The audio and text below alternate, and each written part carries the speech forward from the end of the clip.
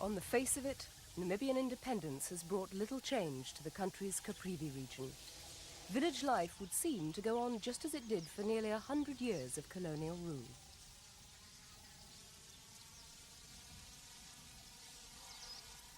Yet here in the Caprivi Strip, political freedom for the people could prove a serious threat to the region's wildlife. People build their kraals right up against the river banks, and they clear vegetation for their maize and mahongo fields, which come right up to the edge of the river. After the rains, you get a lot of wash-in and soil erosion along these areas, and all the vegetation has effectively gone. By contrast, on the other side of the river, which is an island and which is not easily accessible to the people, the vegetation is in excellent condition. From the air, man's potential for destroying the environment can be seen clearly. Overgrazing by cattle has turned wide areas into wasteland. It was this that Namibia's colonial rulers, South Africa, sought to limit. Bounded by the Kavango River in the west and the Cuando River in the east, the Caprivi Strip has provided a vital corridor for game migration. The riverine vegetation is unique to Namibia and rich in its diversity of wildlife. Late in April this year, a survey was carried out to assess the pressures now facing the area's natural resources.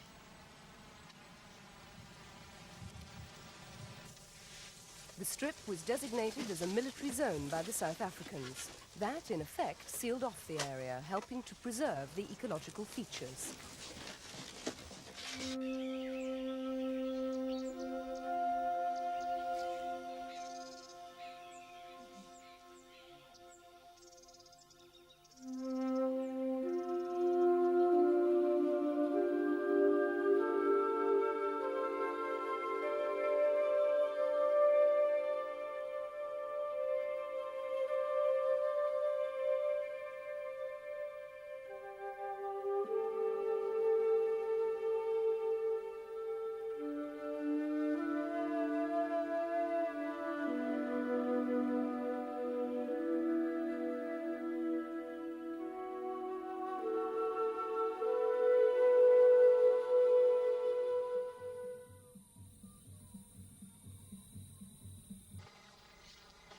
With independence has come the end of the apartheid homeland system.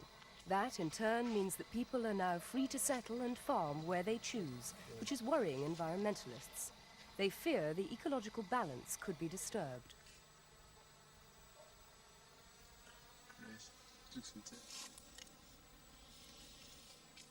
One of those conducting the research, Mike Griffin, says the problems are not immediate, but without action, there could be trouble in the near future.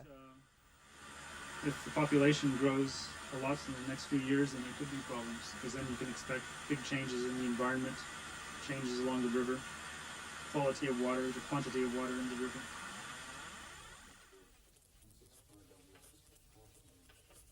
The Department of Nature Conservation's project was the first such survey of the West Caprivi region in nearly 24 years.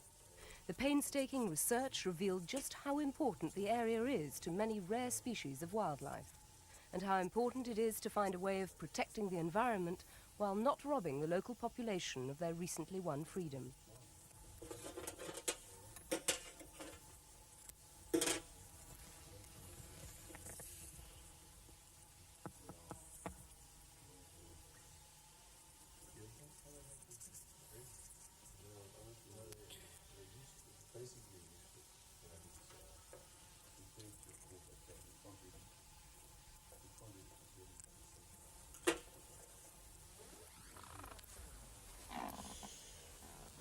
The new environmental philosophy proposes that conservation can only succeed where the local people become involved, where the indigenous bushmen can derive direct benefit from helping to protect the strip's natural resources.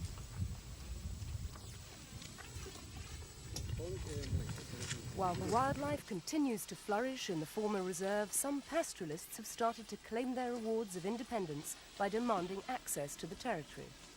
The new government is now faced with the dilemma of preserving the ecosystem while trying to meet the needs and aspirations of the people.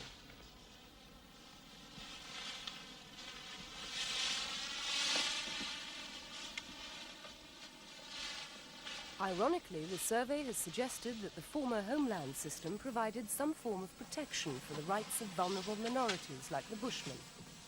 In the past, their lives had been dominated by the pastoralists. It may well be that their only territorial security could come with a declared conservation area of their own.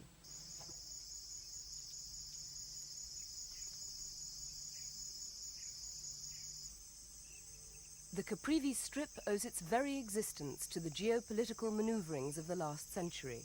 Annexed nearly 100 years ago, it became a corridor linking Germany's East and West African colonies. In more recent times, its strategic position turned it into a war zone. Now, with independence, comes the challenge of using statehood to preserve through cooperation what has only been saved by force in the past.